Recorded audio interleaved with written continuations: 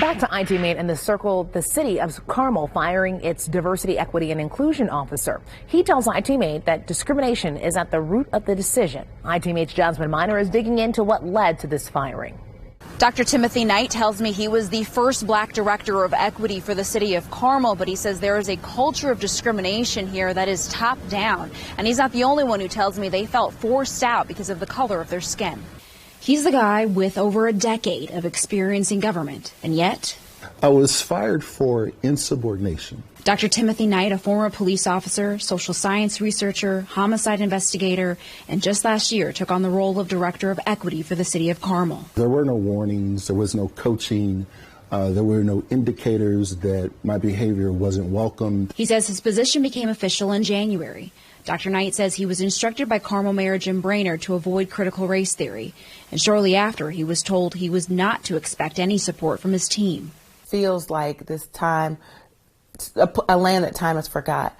Michelle Leek says she was the only other black person in the HR department for the city of Carmel. When we first started the diversity and equity training, we did a survey of employees, and so a lot of employees said things like, we don't need that, or I work with a black person and they really don't want a leg up just because they're black.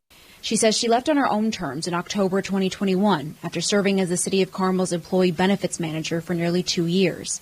She says the riots over George Floyd is what kicked off many of the comments she heard.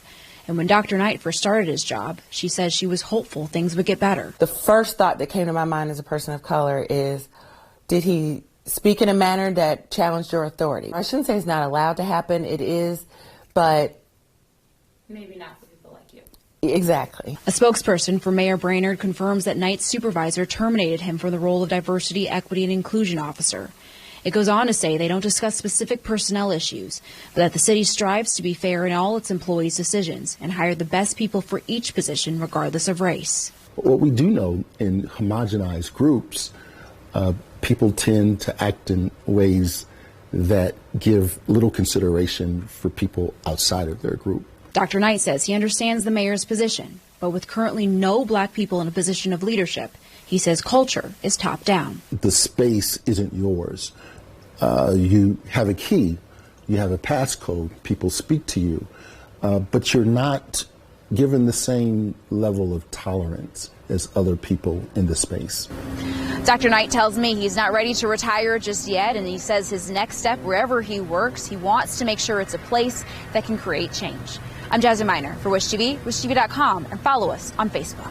Jasmine, thank you. We want to add that Dr. Knight says he has reached out to the Indiana Civil Rights Commission and hopes that they can investigate the matter.